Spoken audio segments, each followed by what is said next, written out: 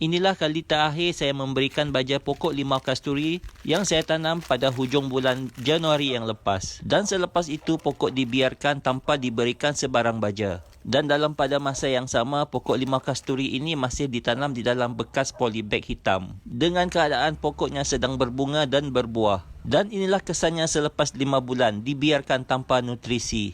Pokok limau ni saya dah pindahkan ke dalam bekas pasu yang baru, menggantikan polybag hitam yang sudah koyak. Keadaan pokok sangatlah tidak baik. Dahan-dahannya mengering dan daunnya gugur. Bunga-bunga yang ada pun tak menjadi buah. Namun semasa saya pindahkan pokok ini ke dalam bekas pasu yang baru, saya dah mula berikan semula baja khas untuk pokok limau ini. Dan selepas hampir sebulan, nampaknya pokok ini subur semula. Pokok mengeluarkan daun-daun yang baru bersama-sama dengan bunganya. Media tanam yang saya gunakan untuk pasu yang baru ni pun saya dah perbaharui dengan menukarkannya kepada campuran yang lebih elok.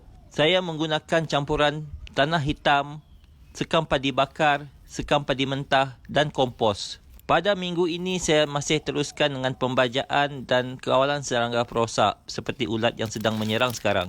Untuk baja, saya masih menggunakan baja khas untuk pokok limau ini.